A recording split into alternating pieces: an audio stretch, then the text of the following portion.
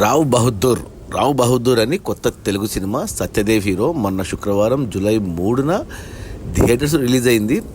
ఈ cinema first trailer teaser వచ్చినప్పుడు announcement జరిగినప్పుడు తెలుసుకున్నది ఏంటంటే ఈ సినిమా ప్రొడ్యూసర్ మన prince Mahesh Babu GMB banner అంటే గట్టమనేని మహేష్ బాబు బ్యానర్లో తీసిన మొదటి సినిమా మేజరు. ఇప్పుడు ఇది రెండో సినిమా. అంటే స్టార్ హీరోలు వాళ్ళు చేయలేని సినిమాలు వాళ్ళకి నచ్చిన సినిమాలు ప్రొడ్యూస్ చేస్తుంటారు. సో అందుకు ఇంట్రెస్ట్ వచ్చింది ఈ సినిమా మీద. రావ్ బహదూర్ టైటిల్ కూడా బాగుంది, రావ్ బహదూర్ అనేసి ప్లస్ సత్యదేవ్ హీరో. అండ్ ఈ సినిమా డైరెక్టర్ వచ్చేసి వెంకటేష్ మహా. అతను ఇంతకుముందు కేర్ ఆఫ్ కంచరపాలెం సినిమా తీశాడు. ఆ సినిమా నేను చూడలేదు, చాలా వెతికాను ఆ సినిమా చూడాలని, బట్ ఇప్పటికీ చూడలేదు నేను ఆ సినిమా. బట్ అతను డైరెక్ట్ చేసిన ఇంకొక సినిమా మలయాళం రీమేక్ ఉమామేశ్వర ఉగ్రరూపస్య ఓటీటీలో వచ్చింది కోవిడ్ టైంలో. అప్పుడు చూసాను అమెజాన్ ప్రైమ్లో. దాంట్లో కూడా సత్యదేవ్ హీరో. ఆ సినిమా నచ్చింది నాకు, ఒరిజినల్ చూడలేదు కాబట్టి. ఆ తర్వాత మన డైరెక్టర్ వెంకటేష్ మహా కొన్ని సినిమాల్లో ఆర్టిస్ట్గా చేశాడు, డైరెక్షన్ చేయలేదు. ఒక కాంట్రవర్సీలో ఇరుక్కున్నాడు, మన కేజీఎఫ్ సినిమా పైన కాంట్రవర్సీలో ఇరుక్కున్నాడు. సో కొద్దిగా నెగిటివిటీ ఉంది అతని మీద. సత్యదేవ్ మనకు తెలుసు, చాలా సినిమాలు చేశాడు, సపోర్టింగ్ క్యారెక్టర్గా హీరోగా చేశాడు, కానీ ఎప్పుడు సక్సెస్ అందుకోలేదు అతను. సత్యదేవ్ జ్యోతిలక్ష్మి సినిమా నుంచి చూసుకుంటే బాగా చేస్తాడు యాక్టింగ్. ఈ సినిమాలో చూస్తే కూడా నాకు సత్యదేవ్ని చూస్తే ఒక ప్రకాష్ రాజ్ చూసినట్టు అనిపించింది నాకు. అతని డైలాగ్ డెలివరీ కానీ, వాయిస్ కానీ, యాక్టింగ్ కానీ చూస్తే ప్రకాష్ రాజ్ గుర్తొచ్చాడు నాకు ఎందుకో. ఇది సినిమా బ్యాక్డ్రాప్. ఇక సినిమా వచ్చేసి 2 గంటల 40 నిమిషాలు ఉంది.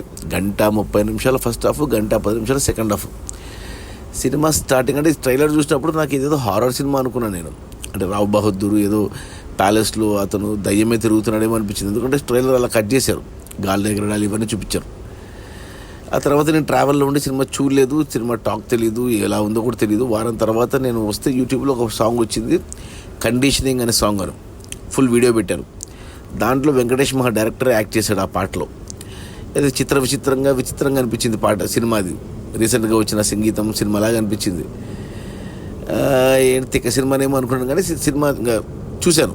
చూస్తే స్టార్టింగ్లో మనకు 1991 జరుగుతున్నట్టు చూపించారు సినిమాను.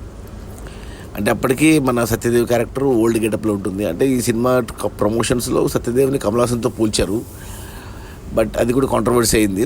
సినిమా చూసాక నాకు అనిపించింది గెటప్లు చేసినంత మాత్రం ప్రతి ఒక్కరు కమల్ హాసన్ కాలేరు. అది కమల్ హాసన్ యాక్టింగ్ క్యాపబిలిటీస్ వేరు, సత్యదేవ్ యాక్టింగ్ క్యాపబిలిటీస్ వేరు. సో సినిమా 91లో జరిగినట్టు చూపించారు. మొదటి అరగంట పాటు ఏమీ అర్థం కాలేదు సినిమా. నాకు తిక్కగా పిచ్చిగా ఉంది సినిమా. ఇదేం సినిమారా బాబు అనుకున్నాను నేను. ఆ తర్వాత 1968కి ఫ్లాష్ బ్యాక్లోకి వెళ్ళింది, అంటే సత్యదేవ్ యంగ్గా ఉన్నప్పుడు. అక్కడ నుంచి సినిమా ఇంట్రెస్టింగ్ అనిపించింది నాకు, అర్థం అవడం స్టార్ట్ అయింది నాకు సినిమా. అక్కడ ఒక ఐటమ్ సాంగ్ పెట్టుకున్నారు ఒక బ్లాక్ లేడీతో. ఆ తర్వాత అంటే మాటలు, ఎస్పెషల్లీ హీరో ఫ్రెండ్ కంటే ఒక సత్యదేవ్ తప్ప మిగతా అందరూ కొత్త మొఖాలే.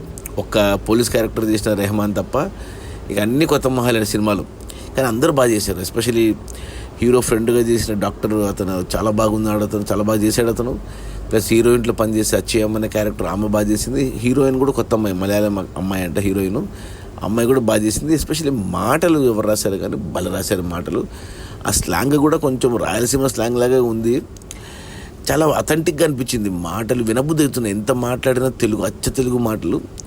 అది బాగా నచ్చింది. ప్లస్ బ్యాక్గ్రౌండ్ మ్యూజిక్ కూడా ఎవరో కానీ బ్యాక్గ్రౌండ్ మ్యూజిక్ కూడా చాలా యాప్ట్గా ఉంది సినిమాకు. డిఫరెంట్గా ఉంది అనమాట, డిఫరెంట్ సినిమా. అంటే ఒక బాపు రమణ సినిమా చూసినట్టు, ఒక కే విశ్వనాథ్ సినిమా చూసినట్టు, ఒక సీనియర్ వంశీ సినిమా చూసినట్టు, లేదా జంధ్యాల సినిమా చూసినట్టు అనిపించింది నాకు సినిమా చూస్తుంటే. వెంకటేష్ మహాది సినిమా different, not regular commercial film. పాటలు, ఫైట్లు, డ్యాన్సులు ఇవేం లేకుండా ఒక డిఫరెంట్గా కథనం ముందుకు అలా వెళ్తూ ఉంది. ఫ్లాష్ బ్యాక్ ఎపిసోడ్లో హీరోయిన్తో పాటు అక్కడ ఒక మంచి సాంగ్ పడింది. నాకు తెలిసి యేసుదాస్ కొడుకు పాడినట్టు విజయ్ యేసుదాసు. అది ఆ వాయిస్ కానీ ఆ పాట కానీ చూస్తే మలయాళ డబ్బింగ్ సినిమా చూస్తున్నాను అనే ఫీలింగ్ వచ్చింది నాకు. అంత బాగా అనిపించింది ఆ పాట. ముందుకెళ్తుంది కథనం ఉంది, సీన్లు వస్తున్నాయి, అక్కడక్కడ సెటిల్డ్ కామెడీ ఉంది, కానీ కథ ఏంటో అర్థం కాలేదు నాకు. అంటే ఒక బయోగ్రఫీ అనుకోవాలి, రావ్ బహదూర్ జీవిత కథ అనుకోవాలి సినిమా. అలా ముందుకెళ్తుంది. మధ్యన పంట కింద రాయిలాగా ఈ ప్రజెంట్ టైం అతను ముసలివాడిగా ఉన్నప్పుడు సీన్లు నాకు కొద్దిగా ఏమంటారు ఇరిటేట్ అనిపించాయి, కానీ ఫ్లాష్ బ్యాక్ ఎపిసోడ్ మాత్రం బాగా నచ్చింది. అలా గంట సినిమా బాగానే ఉంది. ఫస్ట్ హాఫ్లో ఇంటర్వెల్ పడింది, విరామం అని వేసాడు 1:30 తర్వాత. అప్పటికి చాలా సినిమా అయిపోయినట్టు అనిపించింది నాకు. కానీ ఈ సినిమాలో కథ ఏంటి అనేది నాకు క్లారిటీ రాలేదు. బట్ ఓకే, మొదటి అరగంట తీసేస్తే నెక్స్ట్ గంట ఎంజాయ్ చేశాను, బాగానే ఉంది అనిపించింది. ఇక సెకండ్ హాఫ్లో సెకండ్ హాఫ్లో మళ్ళీ ఇంకొక ఫ్లాష్ బ్యాక్ ఓపెన్ చేశారు. అంటే ఒక 8 ఏళ్ల క్రితం అంటే 91 జరుగుతుంది కదా, 8 ఏళ్ల క్రితం ఒక చిన్న పిల్లోని క్యారెక్టర్తో ఆ పిల్లోడు కూడా బాగా చేశాడు, చాలా బాగా చేశాడు అబ్బాయి. అతని మాటలు కానీ అవన్నీ చాలా బాగున్నాయి. అక్కడ మనకు అప్పుడు అర్థమైంది సినిమా, ఓహో ఇది కథ, ఇది ప్లాట్ అని అర్థమైంది. అక్కడి నుంచి హీరోతో పాటు సత్యదేవికి తెలుసుకోవాలని ఉంటుంది, చూస్తున్న మనకు తెలుసుకోవాలని ఉంటుంది. అంటే అప్పటికే మనం ఆ ప్రపంచంలో ఉండిపోతాం. ఆ ప్రపంచంలోకి తీసుకెళ్ళాడు. సెట్స్ ఏమి వేయకుండా రియల్ ఏదో ప్యాలెస్లో తీశారు, రియల్ లొకేషన్లో తీశారు. చాలా న్యాచురల్గా చాలా బాగా అనిపించింది. లాజిక్స్ ఏం మిస్ కాకుండా, కంటిన్యూషన్ ఏది మిస్ కాకుండా చాలా నీట్గా వెళ్ళింది సినిమా. సో ఆ క్యూరియాసిటీ బాగా పెట్టింది. ఒక అరగంట పాటు నడిచింది ఆ కాన్సెప్ట్. అక్కడ కొద్దిగా ఎప్పుడైతే మనకు రెహమాన్ పోలీస్ క్యారెక్టర్ వస్తుందో అక్కడ కొద్దిగా ప్రెడిక్టబుల్ అయిపోయింది. మనం గెస్ట్ చేయొచ్చు ఎందుకు ఇలా జరుగుతుంది అనేసి, హీరో పాయింట్ ఆఫ్ వ్యూలో మనం గెస్ట్ చేయొచ్చు. అలాగే జరుగుతుంది సినిమా. 2.5 గంటల తర్వాత ఒక క్లారిటీ వస్తుంది. లాస్ట్ 10 నిమిషాల్లో 2 ట్విస్టులు పెట్టుకున్నారు.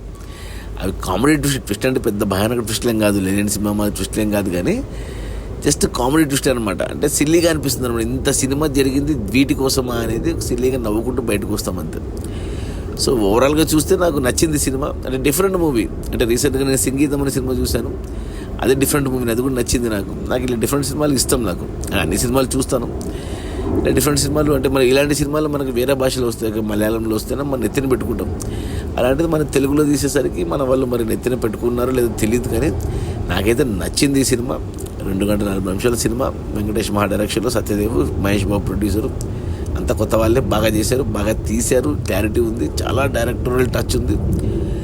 సో ఖచ్చితంగా చూడమని చెప్తాను నేను. అంటే మీకు డిఫరెంట్ సినిమా కావాలి, కొద్దిగా ఓపిక ఉంటే, ఓపిక చూడగలగమంటే, డిఫరెంట్ సినిమా కావాలి అనుకుంటే మాత్రం ఖచ్చితంగా నచ్చుతుంది. లేదు మాకు అంత ఓపిక లేదు, మాకు రెగ్యులర్ కమర్షియల్ సినిమాలు కావాలంటే థియేటర్లో చూడొద్దు, ఓటీటీలో వస్తే మాత్రం అస్సలు మిస్ అవ్వద్దండి. మంచి మూవీ. అండ్ నా రేటింగ్ వచ్చి 3/5. ఇక ఫ్యామిలీస్ చూడొచ్చు అంటే హ్యాపీగా చూడొచ్చు, ఫ్యామిలీస్తో నిరభ్యంతరంగా చూడొచ్చు. సో తెలుగుదనం ఉట్టి పడుతుంది సినిమాలో, మాటల్లో కానీ అంతా డిఫరెంట్గా ఉంది, బాగుంది cinema. So don't miss, watch Rao Bahadur. ఇలాంటి సినిమాలు తీయాలన్నా చేయాలన్నా ధైర్యం కావాలి. మహేష్ బాబు కానీ, సత్యదేవ్ కానీ, డైరెక్టర్ వెంకటేష్ మా కానీ హ్యాట్స్ ఆఫ్ చెప్పాలి. ఇలాంటి డిఫరెంట్ సినిమాలు అప్పుడప్పుడు రావాలి, సంవత్సరానికి ఒక్క సినిమాను రావాలి ఇలాంటి సినిమాలు. మన తెలుగు సినిమా అంటే కమర్షియల్ సినిమా ఎలాగో తీస్తాం, పాన్ ఇండియా సినిమాలు తీస్తాం, అన్ని రకాల సినిమాలు తీస్తాం, కానీ ఇలాంటి ఆర్టిస్టిక్ టచ్ ఉన్న సినిమాలు కూడా రావాలి, మనం చూడాలి, ఎంకరేజ్ చేయాలి. అది ఈ రావ్ బహదూర్ మంచి ప్రయత్నము. నా రేటింగ్ వచ్చి 3/5. మస్ట్ వాచ్ అని చెప్పాను, కానీ డిఫరెంట్ టేస్ట్ ఉన్న వాళ్ళు చూస్తే ఖచ్చితంగా నచ్చుతుంది వాళ్ళకి. Okay, bye.